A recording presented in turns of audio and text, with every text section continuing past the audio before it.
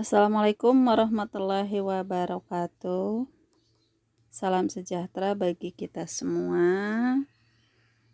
Kita berjumpa kembali dengan video berikutnya, yaitu tentang kebahasaan teks pidato persuasif.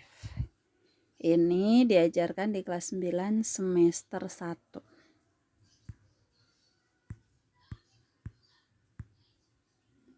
Kompetensi dasarnya itu ada di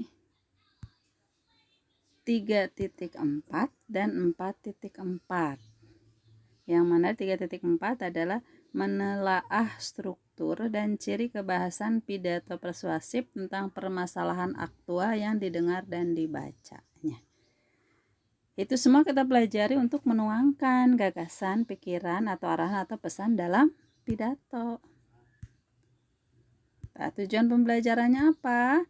Yaitu bisa menjelaskan ciri kebahasaan pidato persuasif dengan lengkap, menelaah ciri kebahasaan pidato persuasif tentang permasalahan aktual yang didengar dan dibaca dengan tepat. Nah, ini kebahasaan teks pidato persuasif menurut silabus kurikulum 2013 revisi adalah 1 kalimat aktif, kata tugas, kosakata emotif, kosakata bidang ilmu atau kata kajian, juga sinonim, ada juga kata benda. Sementara di buku paket karangan Agus Trianto dan kawan-kawan ada yang namanya nominalisasi atau pembendaan. Apa sih? Proses tata bahasa mengubah kata benda, kata kerja, sifat kata benda menjadi kata benda. Jadi nominalisasi adalah asalnya dari kata kerja, misalnya kata sifat, kemudian jadi kata benda, namanya nominalisasi. Ada juga bentuk pasif, kata ganti, kosakata, atau disebutnya istilah teknis, sinonim, antonim, kata emotif, itu namanya kosakata. Kata tugas itu ada konjungsi dan modalitas kepastian. Sementara menurut Dr. Eko Sasi, ada menggunakan pernyataan langsung atau kata-kata sapaan kedua, hadirin, bapak, ibu, saudara-saudara, menggunakan kata-kata teknis atau peristilahan yang berkenaan dengan topik yang dibahas. Yang ketiga, menggunakan kata-kata penghubung yang argumentatif. Jadi kata penghubungnya argumentatif, misalnya kata jika, maka, sebab, karena, dengan demikian, akibatnya, oleh karena itu. Yang keempat, menggunakan kata-kata kerja mental. Diharapkan, memperhatikan, memperkirakan, mengagumkan, menduga, berpendapat, berasumsi, menyimpulkan. Itu kata kerja mental. Kelima, menggunakan kata-kata rujukan berdasarkan data, pendapat, itu rujukan ya. Nah, yang pertama, pengertian konjungsi. Konjungsi. Apa sih konjungsi itu? Konjungsi adalah kata yang digunakan untuk menghubungkan satu unsur dengan unsur lainnya. Konjungsi disebut juga kata penghubung. Nah, ada konjungsi koordinatif, ada korelatif, ada subordinatif, dan ada konjungsi antar kalimat ya. Koordinatif itu apa sih? Kata yang digunakan untuk menghubungkan dua unsur atau lebih yang sama pentingnya.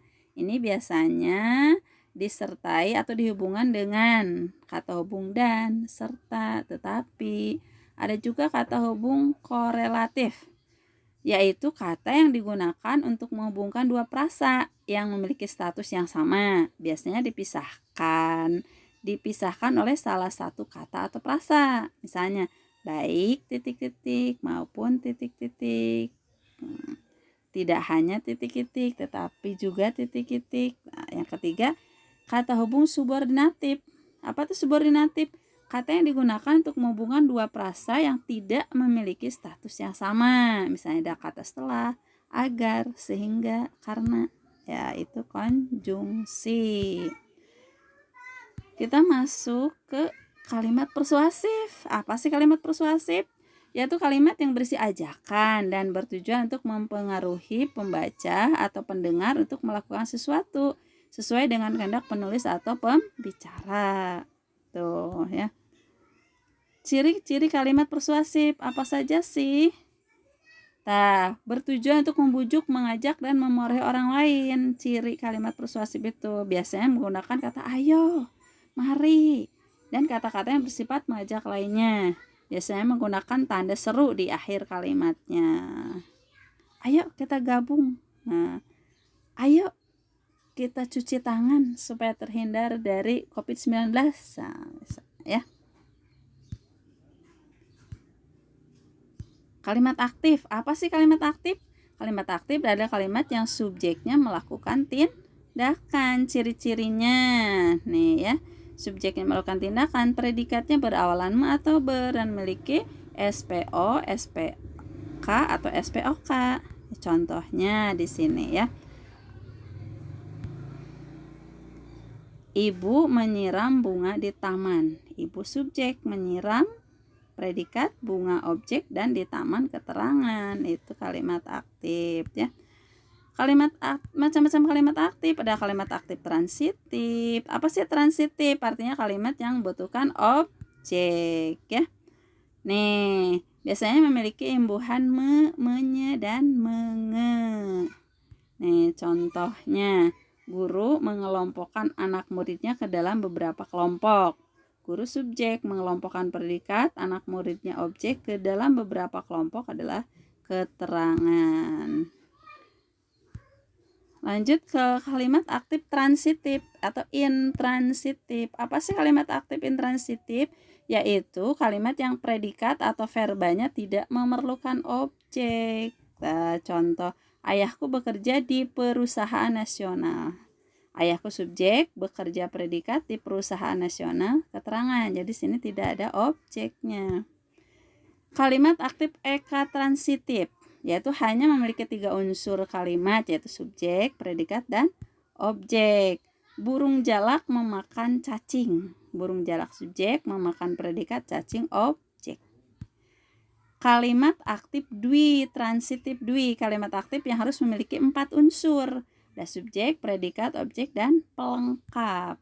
Contohnya, kakak merawat kucing yang ditemui di jalanan. Kakak subjek, merawat predikat, kucing objek yang ditemui di jalanan, pelengkap. Kata tugas. Apa sih kata tugas itu? Kata yang hanya memiliki arti gramatikal dan tidak memiliki makna leksikal. Jadi, kata tersebut kalau tidak dihubungkan dengan kata yang di depannya tidak memiliki arti. Apa saja sih? Ada preposisi kata depan, ada konjungsi kata hubung, ada artikulasi kata sandang, ada interjeksi kata seru, ada juga partikel penegas ya.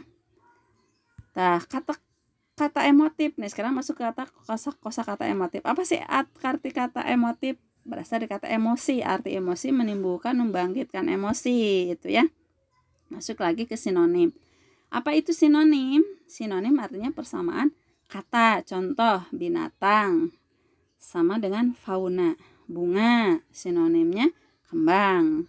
Ya, haus sinonimnya dahaga. Mati sinonimnya wafat. Nah, kata benda. Kata benda adalah kata yang menyatakan nama semua benda atau segala sesuatu yang dibendakan. Nih, contoh, ibu membeli buku tulis. Kata bendanya adalah buku tulis ya.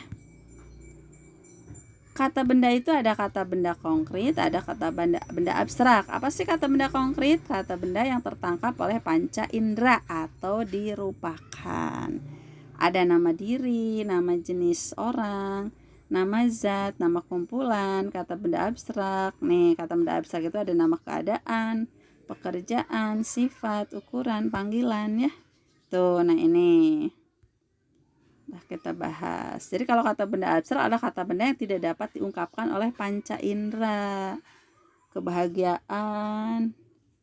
Nih, nama pekerjaan, nama sifat, nama ukuran, misalnya ada volume, isi, panjang, nama panggilan. Nah, itu kata benda abstrak. Sudah? Itu barangkali mengenai kebahasaan teks pidato persuasif. Tugasnya, baca dan pahamilah lembar kerja peserta didik LKPD 4 dengan seksama. Nih pada link ini ya, nanti gurumu akan memberikan LKPD-nya. Bisa juga di link ini kalian buka ya. Diskusikan dengan teman kelompokmu dan tanyakan kepada guru jika ada hal yang kurang dipahami. Ya, sekian, terima kasih. Kalau sudah selesai mengerjakan tugasnya, silakan kumpulkan kepada gurumu. Kalau masih daring belajar di rumah, bisa sampaikan share kepada gurumu baik lewat WA, lewat Classroom ataupun lewat yang lainnya.